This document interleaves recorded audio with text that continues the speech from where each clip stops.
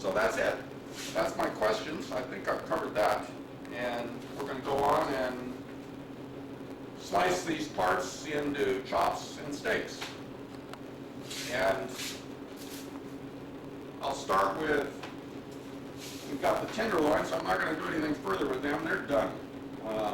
I got these two little pieces of tri-tip. That's just like I've mentioned before. That's something from the western United States that I just kind of throw in with people's deer as a novelty.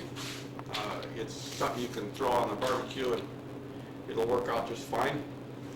And then these back straps, I leave a little bit of fat on them. I leave a little bit, that lip, like you'd see on a ribeye or New York. I like to leave that on because it's part of that process. The same reason I leave the silver skin on is it kind of helps the steaks stand up in the frying pan.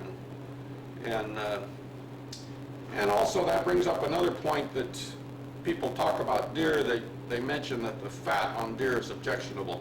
If it's good and clean and not aged too long, I find the fat to be a good part of it. So a little piece of that is all right. And this particular customer doesn't want his steaks very thick, so I'm going to cut them kind of on the thin side. And don't be bothered if I go too fast. I'm not intentionally trying to dazzle anybody, but one thing you'd find that would be helpful at home when you do this is maybe put these parts in the freezer for an hour or so. And there's a little piece of bone in there that I didn't count on. Put these little pieces in the freezer for an hour or so and they'll firm up and be a lot easier to slice, and you'll look more like a pro. Because one that's real sloppy and fresh and you don't have a sharp knife, it's pretty easy to look awkward. Okay, these are, like I said, they're the back strap, or ribeye, or New York, whichever you would like to call them. And when you freeze these items, it's real nice to use a little plastic divider or a paper divider, something so that later you can get them apart. Makes a neat package. All these things are small things, but they're pretty important.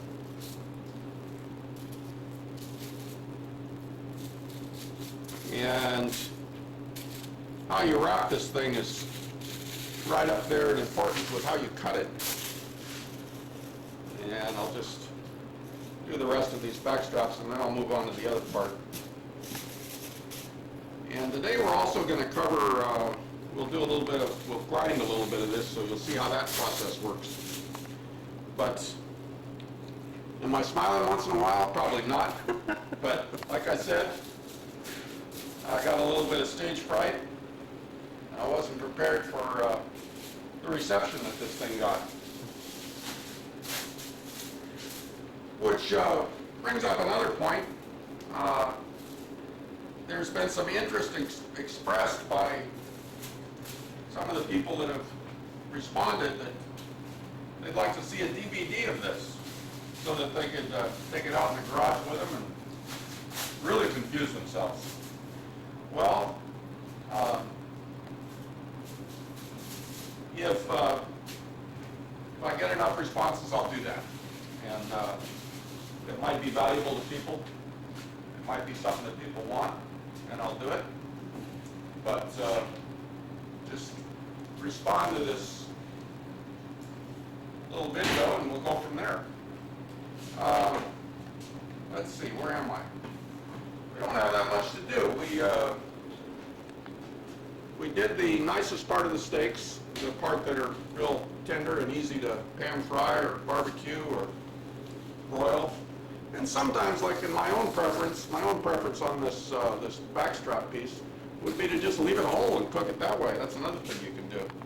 But These steaks are very nice. They make a nice quick meal, and throw them in a saute pan with a little olive oil and some garlic, and brown them nice, and cook them, like I said, till they're pink in the middle, and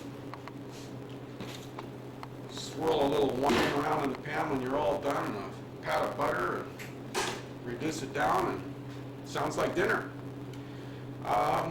Okay, we're going to cut some of the other parts. I'm going to work with this piece of bottom round. I'm going to take that silver side off that so many of you were concerned about, and just kind of square it up. And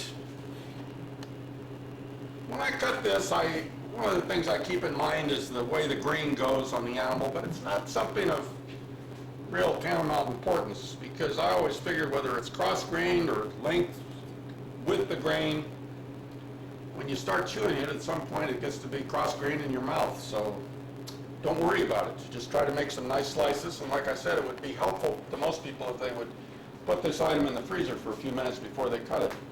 But this is bottom round, this is top round. I've got the sirloin tip here, I've got some top sirloins. I'm going to treat them all the same. I'm just going to cut them into steaks. And you might handle them a little different than you do the back straps. If it's a nice young deer, you can just pan fry them. If it's an older deer, you may have to braise them for a bit to make them tender. And anyway, here I go. And sharp knife's pretty important, but like I said, if you firm this stuff up, you can struggle through it with Grandma's old vegetable knife.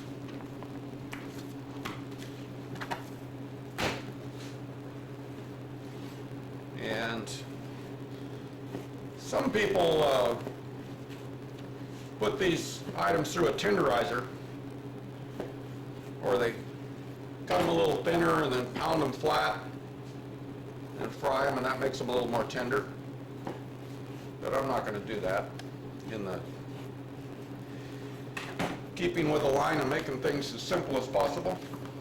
The main thing is you want to get this stuff processed and in the freezer so that it doesn't rot and you don't waste any of it.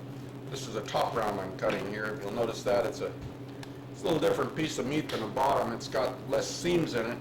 That's a bottom round. It has seams in it. The top round has very few seams, so it's a little more tender piece of meat.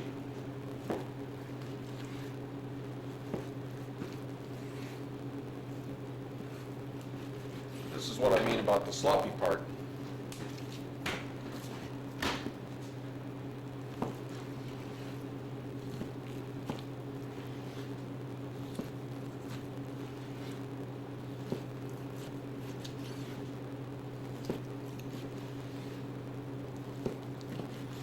And this is not Costco, so I don't have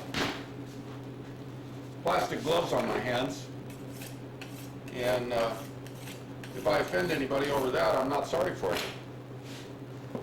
Because butchers and cooks, all kinds of food processors over the years, worked without those plastic gloves on their hands, and we did just fine. It's kind of nice to put the touch of a human hand on something you're going to process.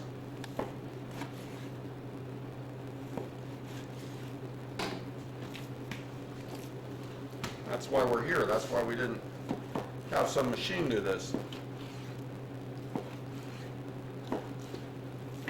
And okay, this right here is a little piece of top sirloin. This could actually be treated just the same as the backstrap is, but we won't worry about that. We just about got it. We're just about ready for the grind. I'm going to run over one more thing here, something about